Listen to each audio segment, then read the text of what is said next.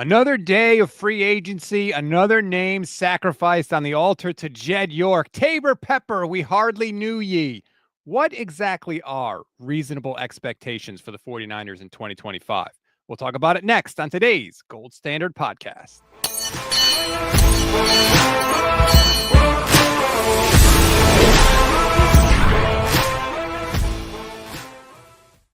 What is good, everybody? Welcome to another Gold Standard podcast on the Gold Standard and the Fans First Sports Network. I'm Rob Stats Guerrera here with a very special guest on this Thursday from Last Second Sports, Jesse Naylor in the house. What's up, Jesse? What is up, Rob? Man, we had a nice little discussion on Twitter today that's brought us here on the expectations of the 49ers. Yes, it started online, as most good arguments do. We decided to take it into the quote-unquote real world here. I do want to, before we get rolling into the heart of the discussion, I do think it's important to let everybody know about breaking news when it does happen. And just before we went live, we had a little breaking news. It's a new long snapper in town. Tabor Pepper was cut. Apparently, John Weeks is the new long snapper for the Niners. $1.422 million, just enough to make the graphics I had prepared for the show completely out of date. Thank you very much, 49ers. New long snapper, Jesse. Wow, man, super exciting stuff. It's funny because when Tabor Pepper was cut, my stance is that the 49ers are going to be a playoff team or should be a playoff team. And had I known Tabor Pepper was going to get cut, Rob, I might have changed my stance. But see, now I feel like I'm back because they've got a 39-year-old John Weeks in the house. He spent his whole career with the Houston Texans, and now he is with the San Francisco 49ers. And look, for the record, okay, like first of all, there are plenty of long snappers who play forever because you're literally not allowed to touch them, whatever. Right. The bigger discussion we had is what's reasonable for the 49ers this year. And, a lot of people, I think, are getting my point of view confused. I understand why they let almost all those guys go. Even Dre Greenlaw, you can make the argument for not doing it because of the injury risk. I get that. My thing is, you're not replacing them, I think, with enough. And really, I think that the Niners are they're lying to you. Jed York, it's Jed and Parag. They're all about saving money. They don't care about the team. They don't care about the cap. First and foremost, their first priority is saving money. I don't think this is some sort of master plan by the 49ers to rebuild. I really don't. No, I don't necessarily disagree with that, but I do think that the 49ers and Jed York, the York family, Parag, whoever, I do think that they will open up their pocketbooks when they feel like this team is ready to contend again. And I think, the back step, however you want to look at this year, clearing bad salary, getting rid of aging players that are no longer helping you win football games, either because they can't stay healthy or they're just not as good as they once were, overpaid, however you want to look at it, they needed this to happen. And once they have money next year towards the cap, probably $90+ million we're going to be looking at. I don't think that Jed York's all of a sudden going to be stingy unless there's some nefarious plan here to like undercut Kyle Shanahan and get him out of the building. And he's just trying to do whatever he can to make him look bad. I just don't see that happening long term. G Martinez says fans shouldn't show up next season. JCG 1987 YouTube channel member. Thank you to you, JCG, and all our YouTube channel members, says Devondre Campbell destroyed this franchise. God, one guy. I don't listen to everybody online. It sounds like Brandon Ayuk destroyed the franchise. Well, yeah, and like that's part of it too. Like they've been crapping all over Brandon Ayuk this whole offseason. Oh, we regretted that contract the second we signed it. Why? If he doesn't get hurt, there's absolutely nothing wrong with that contract. Yeah, I think they just regret how it went down. I mean, they had plenty of options and offers, and Ayuk himself did come out and say, "Hey, I drug this on a little bit longer than I should have. The deal was on the table. I should have just accepted it, and I played a little bit of hardball. I didn't necessarily have to do the extra stuff there towards the end." So I think even he acknowledges, like, yeah, it was my fault a little bit. The other sort of weird part about this offseason for me is people are acting like the 49ers were in some sort of financial distress. They weren't. They had plenty of cap space. They still have $30 million in cap room right now. Well, I don't know what this big long snapper signing might have changed it, but they still have $30 million in cap room. Yeah. Like they weren't. This is a choice by the Yorks. And again, I get the choice to let these guys go. I totally get that. Like they did need to overhaul the roster a little bit, but acting like they've got Adam Schefter out there saying, well, I don't know what they can give to Brock because of their financial constraints. There are no financial constraints. There is no financial situation except the constraints that Jed York applies to this team. And the fact that they're trying to sell otherwise, Jesse, drives me crazy. Yeah, I did hear Adam Schefter talk about that. Like, oh, they need to clear cap space to sign Brock. No, they don't. First of all, usually players get less expensive the year that you sign them. Brock, in Brock's case, probably not. He might go up slightly, but we're talking $1 million or $2 million potentially.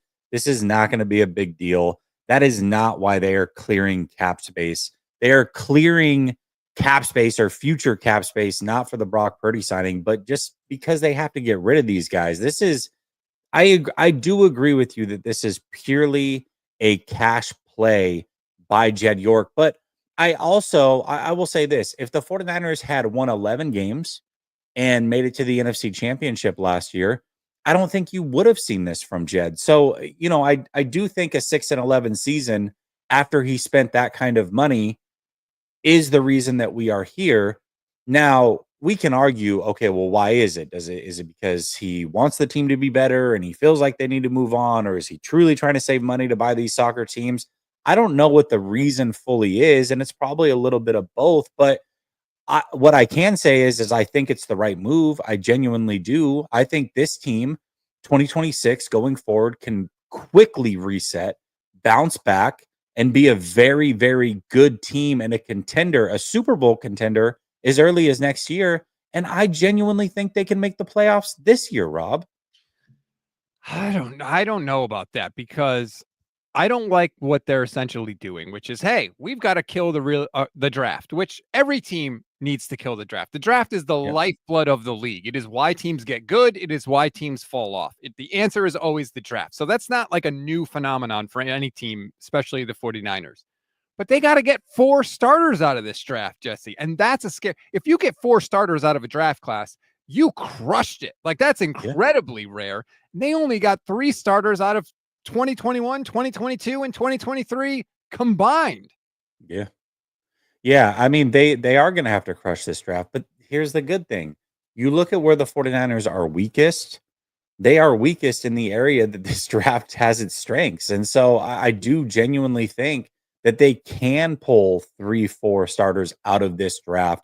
And listen, they don't have to be all pros. You don't need all of these guys to be all pros or Pro Bowlers. You just need them to be starting caliber players.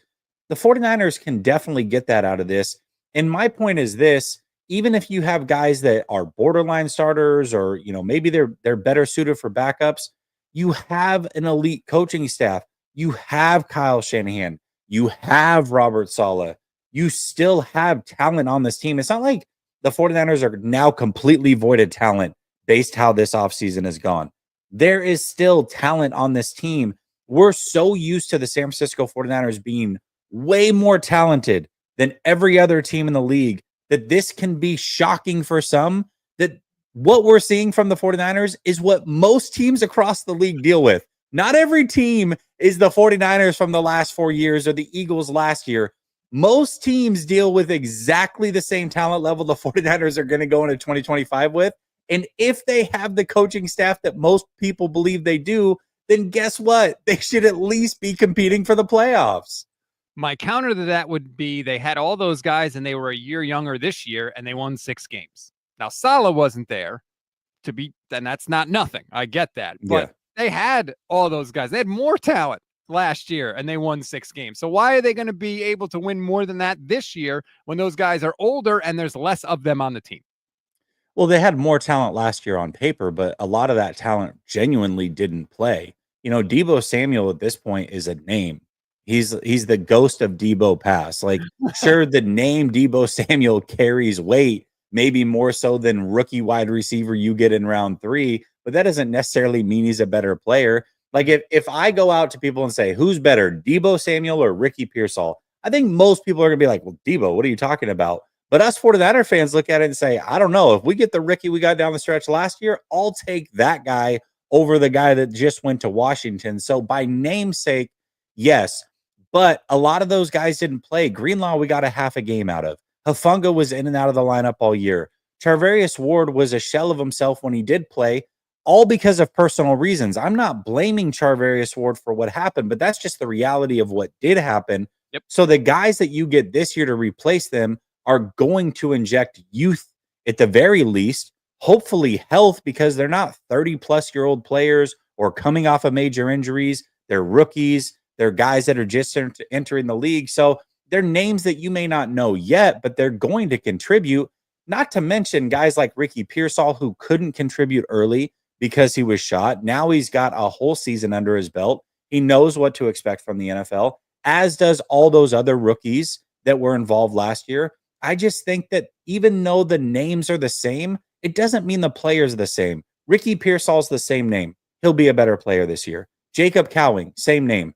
He'll be a better player this year. Malik Mustafa, D. Winters, same name, doesn't mean they're the same player, in my opinion. We thought that Jair Brown was going to be that guy to take the next step, and he kind of regressed a little bit. So I hope that Malik Mustafa can take a step forward, because I like him, and I think they desperately need him to, quite frankly, because they still need another starting safety. I mean, I don't know. Richie Grant is not really doing it for me. I don't know if they signed every safety under the sun. Is there anybody on this list that you think can start for them? I mean, Jordan Mason? Look at that list. What they've done as far, I think this is where most people have the issue, and I think this is kind of where your issue is, and it's totally fair, which is it's one thing to lose all the players that you were going to lose. Where is the replenishment of reinforcements coming back? Yes. And it's hard to look at that and say, okay, the replenishments are coming from the draft, because we don't yet know who those players are, and we don't know how they're going to perform in the NFL. So I do understand like where your worry can be coming from. I am just going to put more confidence in a coach that is supposed to be elite, a defensive coordinator that's supposed to be elite, hell, a quarterback that is supposed to get big time money because he's a franchise guy. Some of these guys are going to have to step up and do a little bit more than maybe what they have in the past. Who are you? I don't think this is the real Jesse Naylor I'm talking. Did you just compliment Kyle Shanahan? Did I?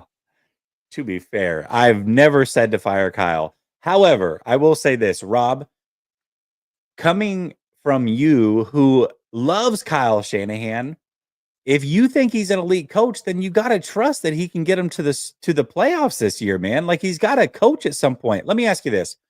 Last year, the Denver Broncos, before the season started, did you think there was a snowball chance in hell that team was going to make the playoffs? No. Okay. So Denver that's the blueprint right there, Rob. That is the blueprint. They went and got their quarterback in Bo Nix. They had the head coach that has Super Bowl pedigree. They had $90 million in dead cap last year. 49ers are up to 86 at this point. They were in a division with the two-time defending Super Bowl champions in a much tougher AFC, and they found a way to make the playoffs because they had an easy schedule and they had a really, really good, sneaky draft. And that's what the 49ers blueprint is. I think they can replicate it. I really do. Daza, thank you very much for the super chat. Daza0187 says, even if they have a good draft like last year, are they actually getting better, or are they just patching holes? For instance, Trent's replacement should already be in the building. I think this is probably Trent's last year. It depends. I would say, Daza, it depends on how good the class is. If they only get a bunch of kind of average guys, then they're sort of patching holes. But if they do hit a couple home runs, that's a totally different thing. Problem is, the thing that they need the most out of this draft, Jesse, is defensive line. And they stink at drafting defensive linemen. They can't do it. I mean, Nick Bosa, okay, easiest pick in the world. Drake Jackson, biscuit. Solomon Thomas, league average player. He's carved out a decent career for himself, to be fair, but certainly not worth the third overall pick in the draft. I mean, I can't even remember the next guy they drafted. Who am I thinking of? I can't even. Kinlaw. No, I mean, Come on. They're bad at this. They are, but that's what I like about this draft is I feel like it's dummy proof when it comes to the defensive line. There's so much talent. And yes, there are guys that are going to be misses. I understand that. But even last year with the offensive line, they didn't take Pooney until like round 3. And it ended up being a great pick because even a round 3 offensive lineman was legit last year. That was the deepest offensive line draft we had seen maybe in our lifetime. And that's the same way it is this year with defensive linemen. So if they take 3 of them, 2 of them are probably going to be pretty good, like just by happenstance. So that's why I'm like, look, I feel pretty good that they're going to be able to land somebody in this draft that's going to be an impact player on the defensive line. It does scare me a little bit, though, that they are now drafting for need, right? Like they have to draft on the defensive line just to fill out the freaking roster at this point. That's a scary situation, too, because Brian Billick used to say need is a terrible evaluator. Now, luckily, like you said, the draft is deep with defensive line. That's great, but you're still you're sort of pigeonholed there. And also, because other teams sort of know it too, that could cause teams to hop up in front of the 49ers if there is a guy that they really want. Yeah, but see, this is what I like about it, though, is because it is going to force the Niners to address needs. In the past, you see them do stupid stuff like, oh, let's take another running back in round 3, and let's take a punter in round 4 and a kicker in round 3. Now they're not going to be able to do that crap. So when it gets to the 4th, like the 5th round, the 6th round picks, they're going to have to double back. And this is where the 49ers have done well. And this is when you look at how the 49ers have drafted well in the seasons that they have done so, it isn't even necessarily the first guys they take. It's because they double back and they're like, hey, we're going to hedge our bet and take a guy at the same position. And oftentimes it's that second guy. And when I look at this draft, dude, there are a lot of really good prospects later in this draft that I think could be good impact players at the position of need. So it's like, listen, if they take a defensive tackle early, maybe he hits, maybe he doesn't, but they might double back and take a Cam Jackson round 5, round 6, and he can be a legit starter in this league. And then you do get the benefit of, if that guy does hit, you get them on the cheaper contract too, which is obviously what, I mean, Warner was a later round pick. Kittle was a later round pick. Greenlaw was a 5th round pick. So those guys were cheap as hell for a long time in the NFL. So that would be a benefit if that did happen for the Niners. Dave Barclay, YouTube channel member, says trade Brock Mordecai versus Mac and trade Lyle Shanahan. The Mac Jones signing is fascinating to me, Jesse. Yeah. In a vacuum, I totally get it, right? He's got traits that they think fit the system. Potentially, I could understand if they looked at him as a guy like, hey, in 1 or 2 game situation, he's got a pretty high floor. Maybe he could get us through. But I think that if people don't think that they are going to try to leverage that in these Brock Purdy negotiations, I think they're incredibly naive. I can guarantee you the 49ers have already talked about it with Brock. Hey, Brock, we're not increasing our offer. If you don't like it, don't show up, because we got a guy that we were comfortable taking 3rd overall in the draft in 2021 before you were ever a thing. So we'll just let him take the snaps, and you can play on your last year, your deal whenever you show up. Yeah, what I think it does do is it definitely gives them the confidence. If they have a true number in their head that they are uncomfortable getting above that number, this will give them the confidence to stick to that number for sure. What I don't think that this does is stops them from wanting to get a deal done, trying to get Brock Purdy paid. But it does give them that confidence that, hey, if something were to happen, Kyle Shanahan is totally comfortable with Mac Jones. Clearly, he tried to get him last year in a trade. He was unable to do so.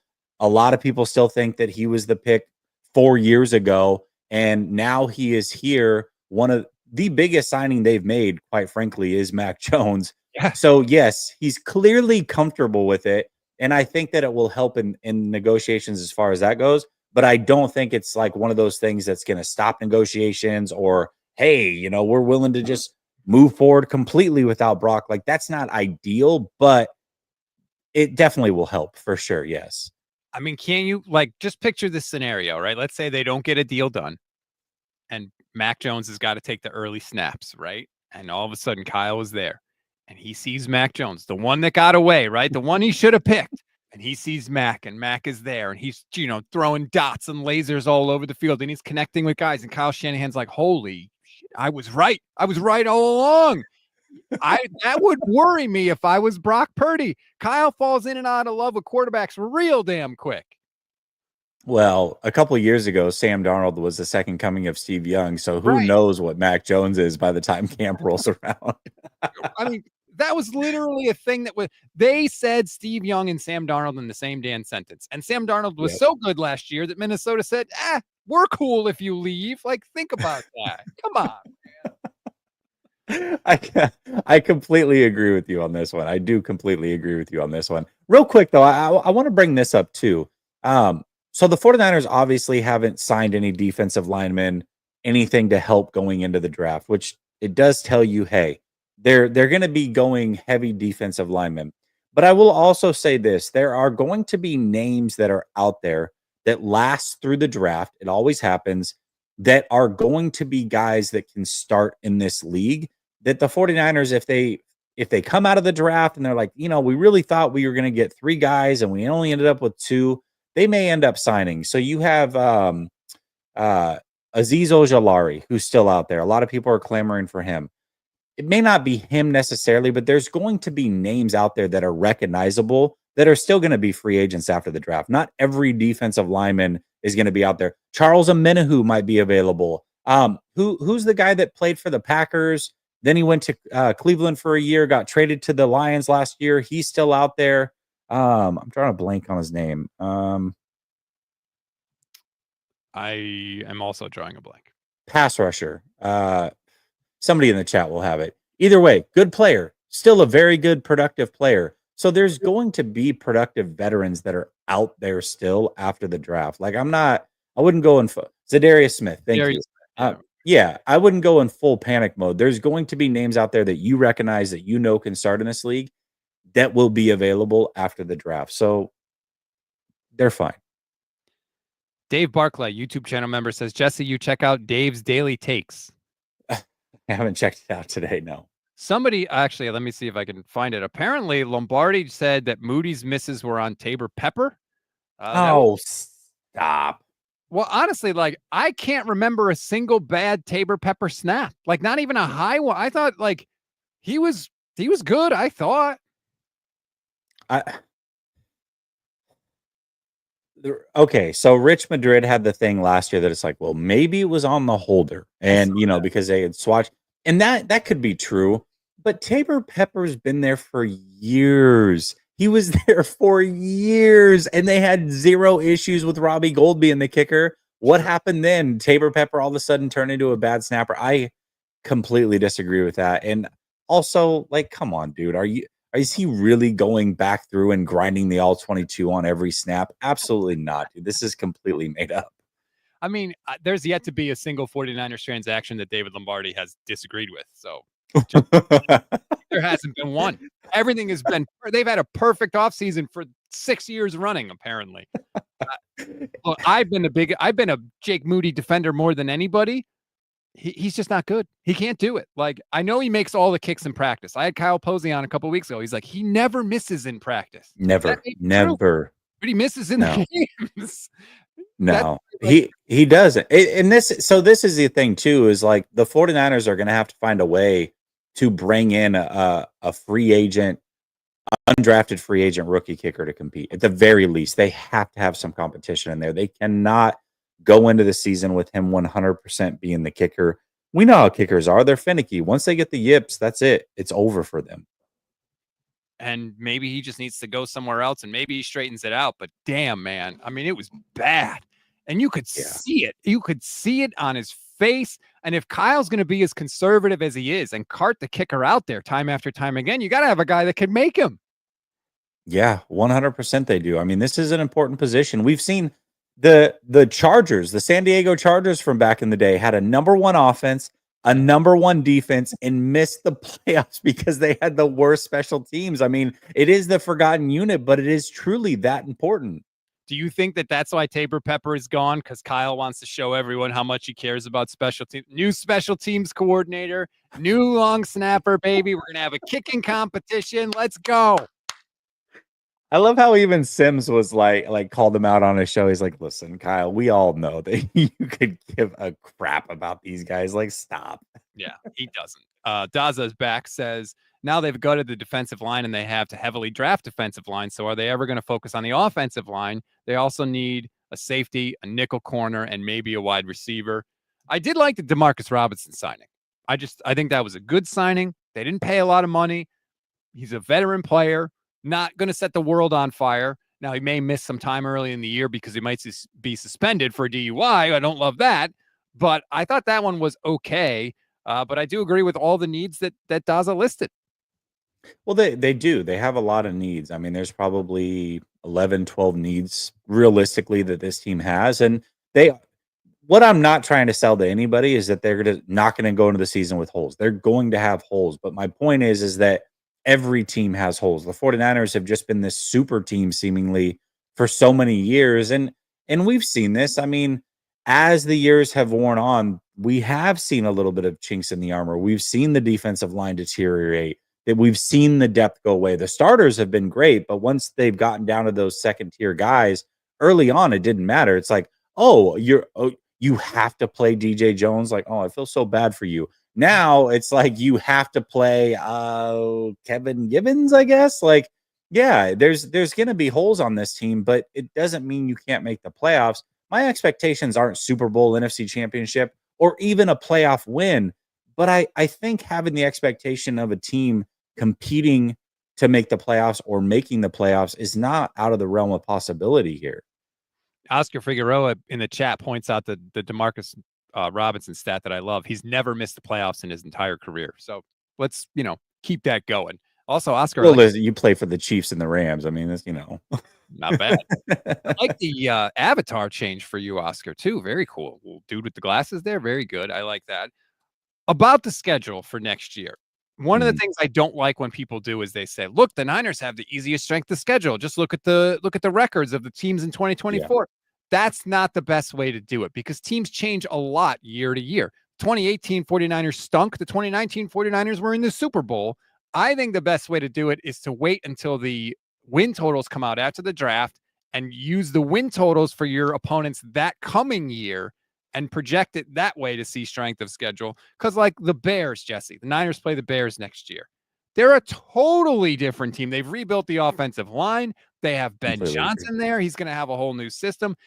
In 2024, that would have been great to play the Bears. In 2025, that's totally different. So I'm not sure the schedule is going to be as easy as some people think. No, I do completely agree with this. And the Bears have been kind of my standing point. Like, guys, the Bears are not the Bears of old. This is going to be a completely different team. And even like a team like the Colts, right? They're going to play the Colts this year. The Colts have their quarterback issues, no doubt, but they've beefed up their defense. I mean, they added Charvarius Ward. They added Cam, what is it? Cam Bynum? No, that was a basketball player. Anyways, one Bynum something from Cal went to Minnesota. Either way, they've added some good defensive players, so they're going to be better too. Yes, absolutely, I agree. You can't judge it until you get into it. There's always a surprise team or two that come out of nowhere. And mostly you're playing the same schedule as the rest of your division anyways, outside of a couple of games every year. So no, I don't necessarily say, hey, this is, I'm just looking at the schedule and that's the only reason. I just think that the 49ers have gotten in this place where they're so used to blowing teams out, and that's what we're used to watching, that, yeah, they're going to be in tight games this year. I also don't look at any team and think that they're just going to blow the 49ers out of the water either. And, one thing that we haven't discussed, which is the human element of this, Rob, that team last year, players aside, names aside, they all admitted we knew it early on and they weren't admitting it. But as the season wore on and after the season, you started to see them all admit, like, we were tired mentally. We weren't up to the task. That's not going to be an issue this year. And I think also having this infusion of young players, different bodies, different eyes, different thoughts in this organization is going to infuse something mentally that will reinvigorate this team. And I don't think that's something that can be accounted for either. Well, you touched on two things there that I want to make sure I follow up on. The first is the human element, that side of it about the 49ers and the mental fatigue. Did you read the Mike Silver book about Kyle and all those guys? No, I did not. I read it. I thought it was fascinating. But one of the things in there in the book is that he says Shanahan does not factor in or value the sort of motivational side of it. Like he looks at all the little sayings and stuff that Sean McVay comes up with. He thinks that's a bunch of crap and it doesn't matter at all. I actually think this year is going to be kind of a test of that with Kyle Shanahan because the Niners were the hunter or the hunted, excuse me, for so long. They are not that anymore. They are the hunter, right? And I do think it would serve Kyle well to sort of, I don't know how to explain it, but like set a new culture there, like turn the page and come up with some sort of mantra, I guess, that just pushes the team forward, that lets everybody know that like it's a new day. Like we're not, a team that's trying to get back to something. We are a new team that's trying to do something for the first time. And I don't know if Kyle will do that because he hasn't really, to me, in the past. He kind of just leaves it up to the players themselves to find their own motivation. Enter Robert Saleh. Maybe. Right? I mean, I think that's it. And I also think that there are players on this team that can take on that role. Like just because Kyle doesn't do it, and trust me, that's one of my biggest issues. And a lot of people are like, oh, that stuff doesn't matter. And Dan Campbell's full of crap and Jim Harbaugh's full of crap. It's like, well, it works. Clearly, it obviously works. These guys dig it. Nick Sirianni too. I mean, without that, I don't know what the hell he would be. But clearly those things work, Rob. So it is needed, but it doesn't necessarily have to come from Kyle as long as it comes from somebody. And I think Robert Saleh's got that covered on the defensive side of the house. And I think there are players on this team, personality wise, that can be that as well. Now, who they are on offense, Kittle, is pretty much all I know. I don't know who else can be that guy, but I'm sure there's a guy or two that we're unfamiliar with that can be that guy in the locker room that can help them kind of reach down and dig into something that Kyle's not going to give them. Clearly, he's not going to change that. And Saleh, he does have the all gas, no brakes thing. Like so hopefully you're right. He can provide some of that. I'm so glad he's back in the building. Somebody that's going to fight with Kyle Shanahan a little bit. In the book, it says that Kyle once went to John Lynch and accused Robert Saleh of insubordination. Like that is how much, yes, that is how much they clashed. Like they went at each other. And I think the fact that Kyle brought Saleh back is a good sign. I think that Kyle maybe recognizes that he needs that a little bit. I'm glad because he lost a lot of that, Jesse. Mike McDaniel could have been one of those guys that pushed back. He's not there anymore. Pick a Kubiak, pick a LaFleur. Like they kind of needed, I think, some of that a little bit. And Robert Saleh's back now. Plus, before I think Kyle could have been like, all right, Robert, shut up. I'm the head coach. You've never been a head coach before. You don't know you don't know what my world is like, right? Well, he can't say that anymore because Saleh's been through some things. So I do love that Saleh is back in the building. Well, and I think Saleh can throw back in his face. Like, also, I've dealt with tougher media. Like, go to New York. You think it's hard here? Quit being a baby. Go over there and see what it's like. That is interesting because I had not read the book, but I had heard behind the scenes that Robert Saleh wasn't the biggest fan of being under Kyle Shanahan. And what I had heard was that people were surprised that he would be willing to come back and work for Kyle. So it sounds to me like there was probably a lot of conversation there. And I think the only way this works, and this is what is kind of intriguing to me and encouraging, is that I think in this scenario, if those things are true, what Mike Silver said, what I had heard, that means Kyle kind of had to tuck his tail and go to him and say, like, listen, man, I get it. We may not get along on the day-to-day, but I need you. And I respect what you do. I need what you bring to the table. Like, please come here. And if that was the case and that's what made that work, I think that shows growth as well. Kyle, from the stories that are in the book, Kyle, and I see the super chats. We'll get to your super chats, I promise. From the stories that are in the book, Kyle just MFs people, like just rips them to shreds, sometimes very, very publicly. And then he calms down and he goes back and he talks about it and they kind of smooth it over. But like that gets old after a while too. Like you get tired of just getting ripped into again and again. You know, there's so many times you could get hit in the nose. The bad dog, bad dog. Like the story is LaFleur, right? They're together in Atlanta, and Matt Ryan, they're kicking butt. And even before it was decided that Kyle was going to become coach of the Niners and LaFleur was going to be the coach of the Packers, they were like, we can't work together anymore. We have to split apart. And this is a Falcons offense that was phenomenal, right? Matt Ryan wins the MVP. They're kicking everybody's ass, but it was so bad between them that they decided to split apart, even in the face of phenomenal success. So I don't think it's very fun to work under or to work with Kyle Shanahan. Well, Mike McDaniels became an alcoholic working for Kyle Shanahan. He talks about that like pretty openly, you know. He also told stories of, you know, Nick Mullins would make the wrong read, but have a hell of a play, and Kyle Shanahan would lose his mind, and then McDaniel, being the quirky dude that he is, would come over the microphone and be like, "Yeah, but he completed it, Kyle." Just like completely butted heads. Yeah. So yeah, Kyle's definitely, you know, I'm sure he's hard to work for. And this Robert Saleh thing, you may only get a good year or two out of it because they will get contentious at some point. But you know, that's all you really need is to just get back on track. And Robert Saleh is going to help with that. Cryptic, thank you for the super chat, says, are we going to see situations where Kyle Shanahan has to play rookies right away? He has a hard start on rooks, but in 24, we saw some standouts due to injury.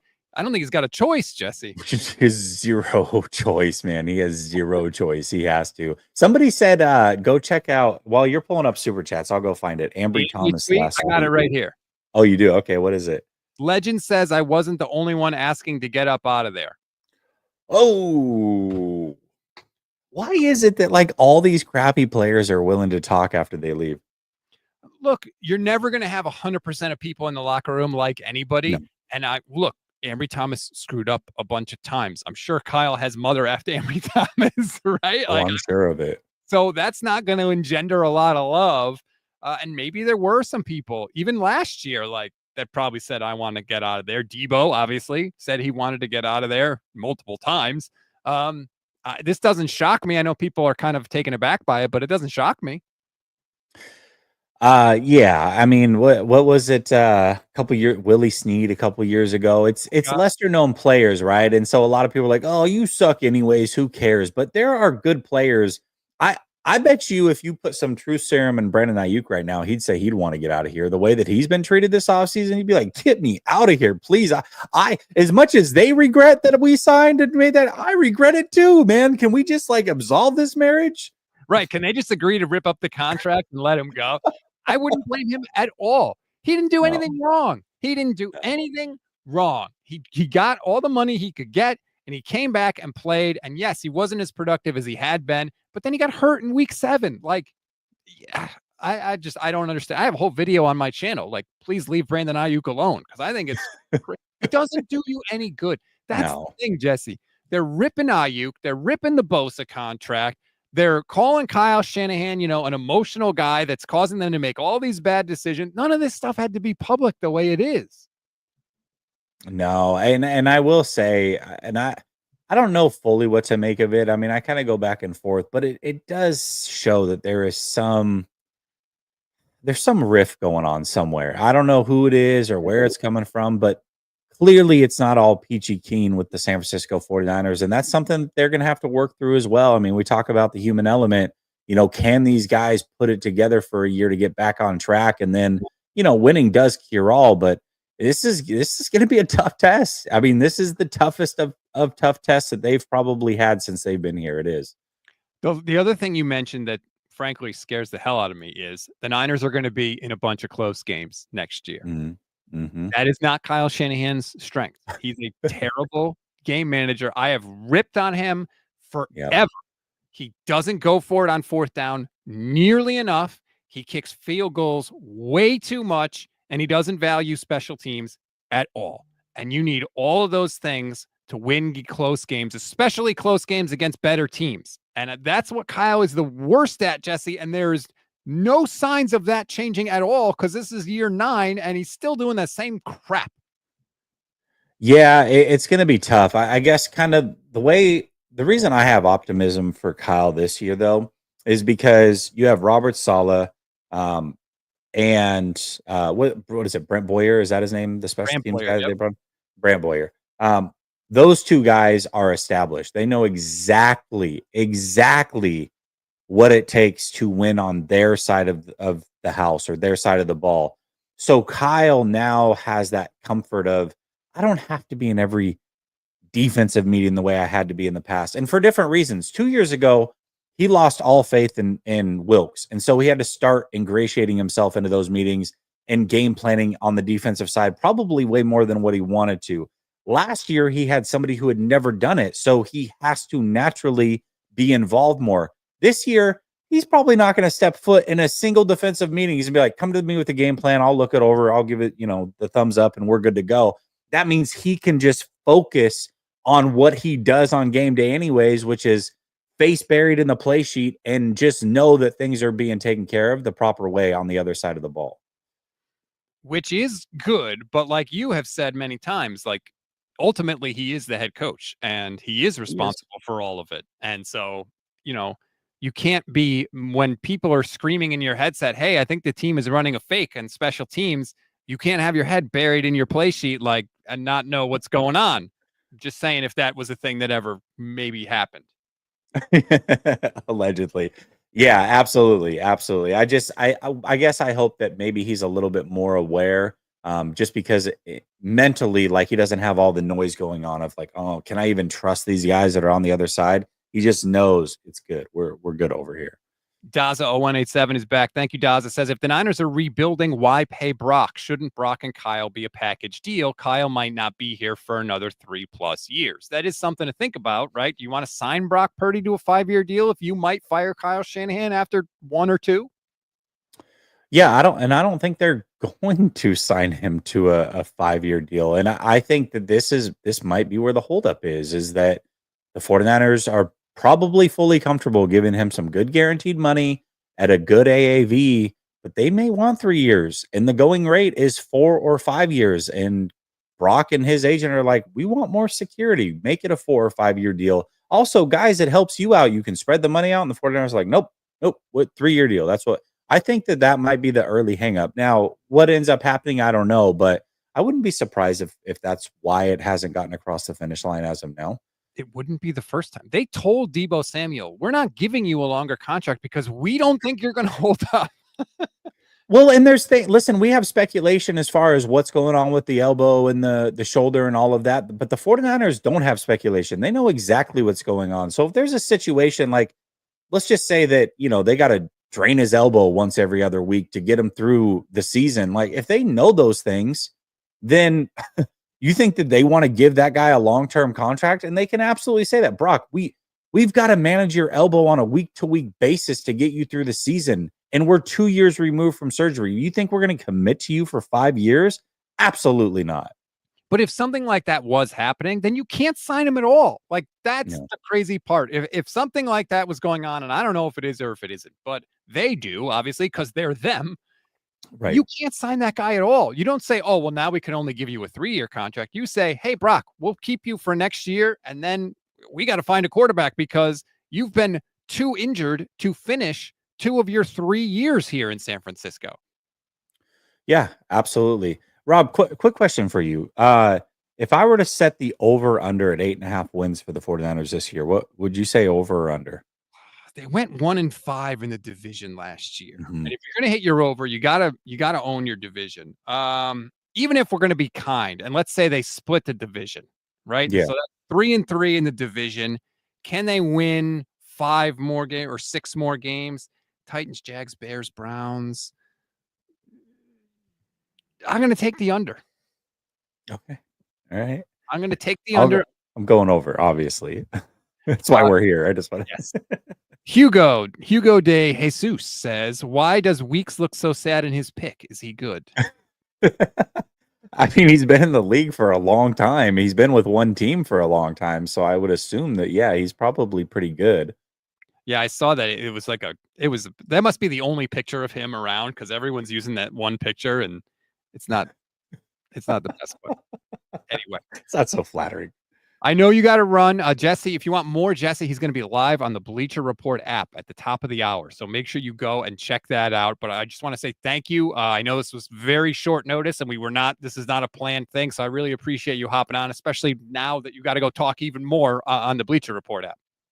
Absolutely. I think we got one more from Cryptic here. I want to make sure we don't miss it. I don't know if you had read it, maybe out of order, but no, I didn't get it. So thank you. Cryptic says, Jess, you once mentioned you can see leadership and Kyle Shanahan can lack it.